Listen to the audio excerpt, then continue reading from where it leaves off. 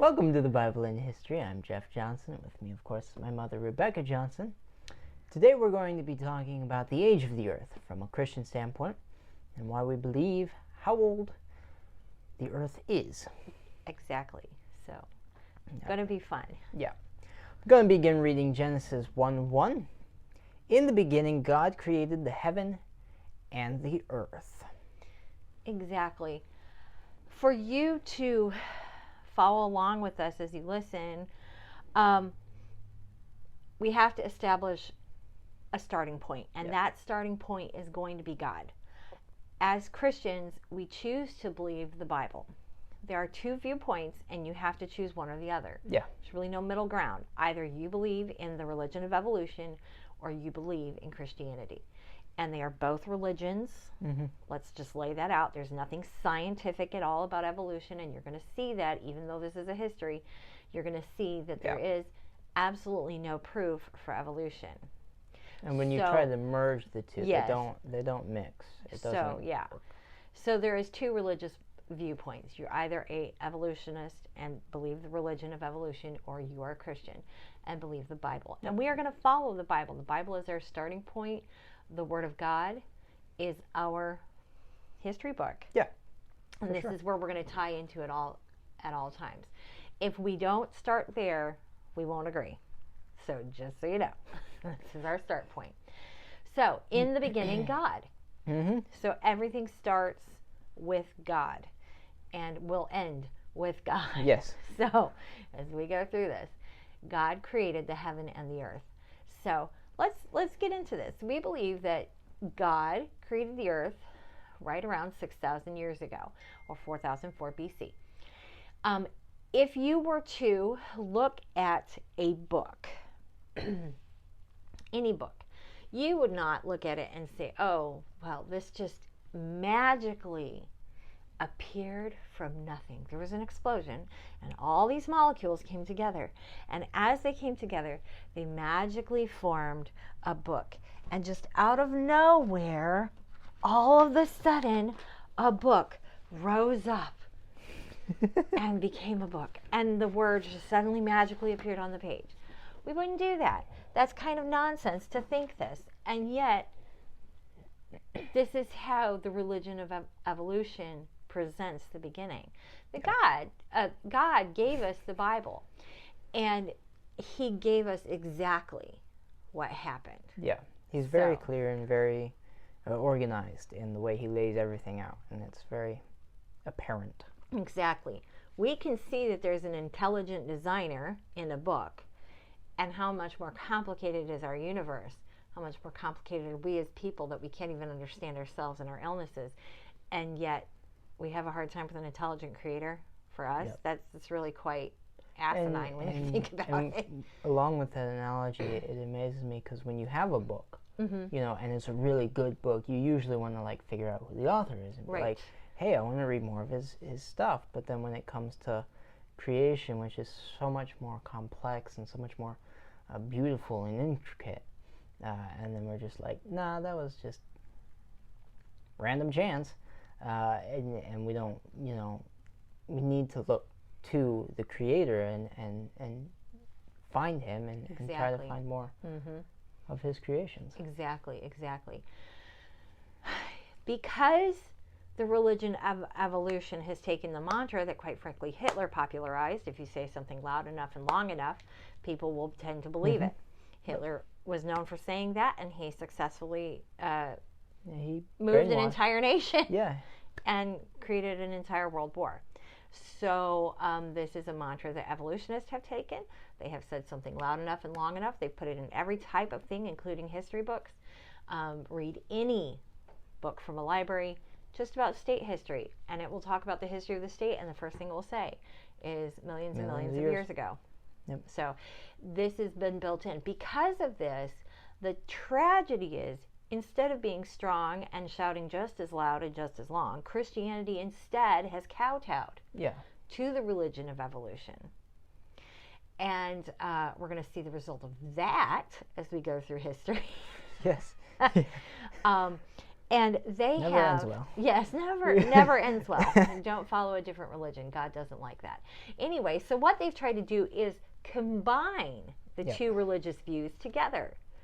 And the first view is called the gap theory. They put a gap between Genesis 1:1 and 1:2. So read Genesis 1:1 and 1:2.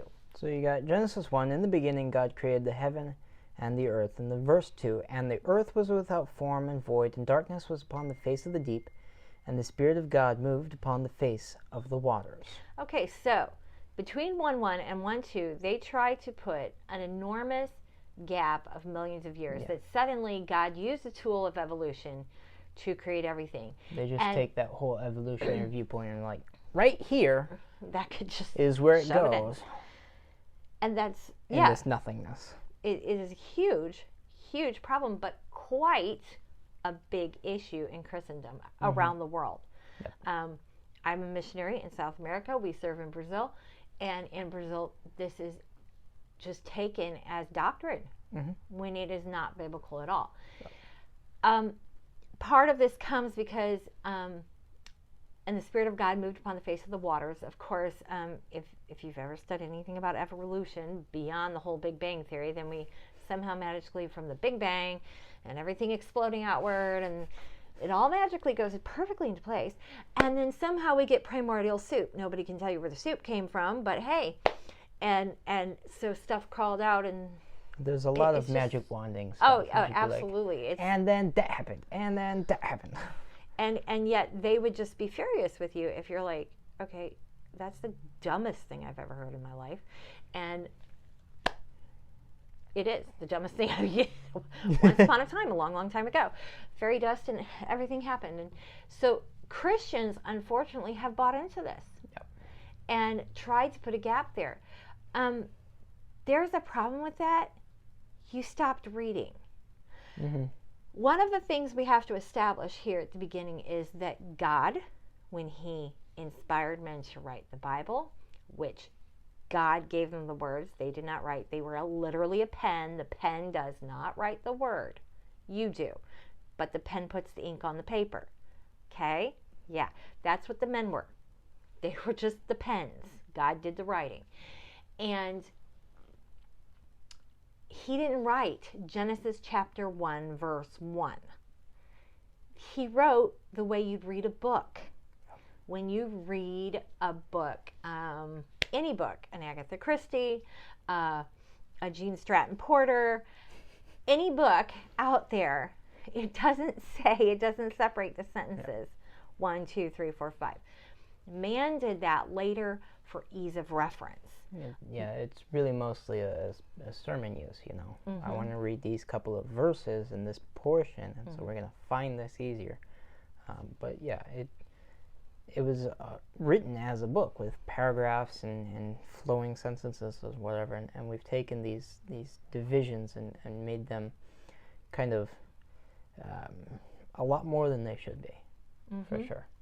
So if you were to read this passage as it was written in the paragraph form, you would notice he didn't say the day that the first day had ended. He was literally just establishing the foundations. Yeah. You can't build a house without pouring the foundation. And he was establishing the foundations of everything, of the heavens and the earth. Okay? And he's not done. So there is not a gap between 1:1 and 1:2. And if you think that, you need to get some help, you need to do some studying, and you need to ask God to help you and to forgive you, quite frankly, because that's a lie. Let's see what all he did on day 1. If you read from verse 3 to 5, you're going to see the end. God said, "Let there be light," and there was light. And God saw the light, that it was good. And God divided the light from the darkness. And God called the light day, and the darkness He called night. And the evening and the morning were the first day. The first day, the evening and the morning. It was a literal 24-hour day. So He established the foundations. He established light, separating the light from the darkness. And that was your first day. And He uses verse 5, like the entirety of verse 5 is basically just saying, this is 24 hours, this is one solid day. Let me repeat this. this is a day. Yes. Because a lot of people will try to take that, and we'll get into that next week about all kinds of, I think it's next week, about all kinds of weirdness with the days and whatnot. Yes. So now that we've established that God did it, and he did it in a literal 24-hour period, which we'll discuss that a little bit more in the future, we can start to calculate, okay? How do we come about with the 6,000 year date? Well, God is not stupid, and he realized that people were going to create false religions, the biggest one being evolution, probably the most worldwide, we're all influenced by this religion. Right. Is the religion the of most evolution. Influential yes. religion. Right. And he put the answer in the Bible. He wrote it down. So there are 2 chapters in Genesis. Genesis chapter 5 and Genesis chapter 11. They go through the generations. Yes, the genealogies, and it's very exacting. Yep. So read just a little bit from one of those. Right. So I've got here Genesis chapter 11. They're pretty obvious to spot. You know, these are the generations of so and so. So in this case, Shem. And Shem lived 100 years and begat Arphaxad 2 years after the flood. And Shem lived after he begat Arphaxad 500 years and begat sons and daughters. And then it just keeps on going on listing. So literally these chapters are giving us the exact amount of time a man lived before he begat. Begat means to give birth, guys. Okay, it's not real hard. He begat, he gave birth to, and it names the son, and then it also tells us when they died. Yep. When you take that, you can add it up. This Genesis timeline, okay, Adam lived a certain amount of time, and he gave birth to Seth. And then it says when he died, okay? So Adam to Seth, Seth to Enos, Enos to Canaan, Canaan to Mahalalel, Mahalalel to Jared, Jared to Enoch, Enoch to Methuselah, Methuselah to Lamech, Lamech to Noah, okay? So it is very exact. All you need is a calculator. Anybody can do this.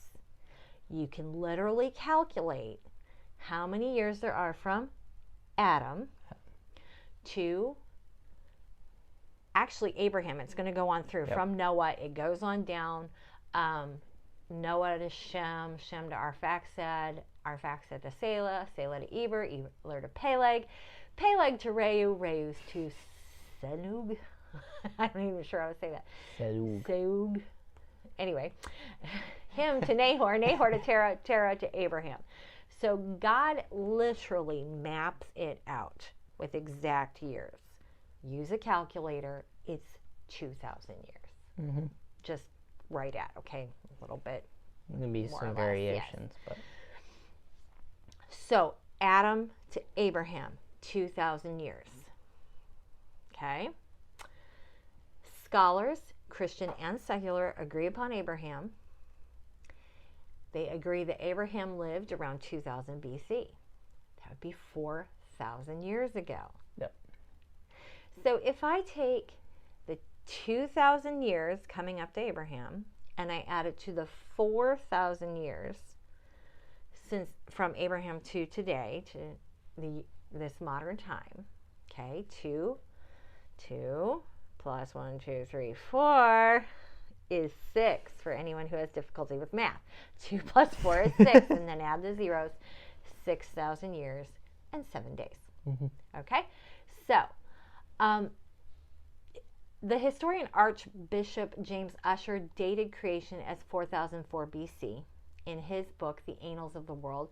That was written in 1658 AD, by the way. And Dr. Floyd Nolan Jones confirmed that date in a more recent book, The Chronology and the Old Testament. This was published in 1993. 4004 BC. That's the beginning. And it doesn't matter what book you're reading. It doesn't matter if they said carbon dating was 50,000 years ago. Well, there's a whole another podcast about carbon dating. Oh my goodness, and how false that is. And yeah, that's fun stuff. People try to people put too much faith in science and not in God. And we want to make everything logical and make everything make sense, but it doesn't necessarily have to. Like, creation was a divine act. And in reality, even with evolution, you're going to take a lot of that stuff on faith. It's not the beginning of the universe, no matter what viewpoint you use. It's all about faith. It's all about believing. And we as Christians especially need to put our faith in God and in the creator of the universe. And we'll go through this Bible. He doesn't lie. Exactly. And we see that quite frequently throughout history. Exactly. What we really want you to get out of this, number one, there's two choices. You are either following the religion of evolution, in which, as he said, is requiring, they actually have more faith than Christians. They really do, yeah. To believe. Because they're always changing their beliefs about the age of the universe, especially, you know. I think every year they add a couple billion years. It's like, this doesn't make any sense. And just everything's always shifting and changing, and they're always having to change their ideas based on new evidences or whatever. And it's like, well, that doesn't work, so let's change it, and we're going to try to prove that. And then they don't, and then they're like, well, let's try to change it again. Right. So it's very wishy-washy. Wishy-washy religion, but boy, do they have faith in it. Yeah. Or you choose Christianity, and we as Christians should have as much faith and be as vocal as the religious leaders, which is, quite frankly, the scientific and archaeological community. Their religion, they are passionate about it. And as Christians, we need to be just as passionate about our beliefs, about what we know to be true. And God gave us, He's the one that created it all. He was there. And He gave us His written documentary. It's very clearly laid out, and it's very obvious and very fluid. So we need to stand for our faith. And then also, in summary, you also need to understand the earth is just 6,000 years old. And everything that ever was is 6,000 years old. We will discuss that more in detail as we go on in the series. And so the earth was created around 4004 BC. Okay? And I do use BC, before Christ. I do not use BCE. You will notice before Common Era. That's removing Christ from it. So when you hear me say it, I want to explain BC is what we used for centuries before Christ, AD Anno Domini, in the year of our Lord.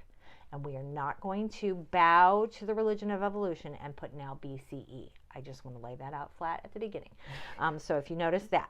But, so God made everything. He made it 6,000 years ago, 4004 BC. And He is the author and creator of it all, and you can trust Him. And so we will look forward to discussing more next week we're going to be talking about some of the days of creation, and we'll get through some of that, and we're going to have a lot of fun there. So join us next week, and then if you have any questions for us, we'd love to answer those. So go ahead and email us at thebibleinhistory@gmail.com. We'd love to try to answer those questions for you. We'll see you next week.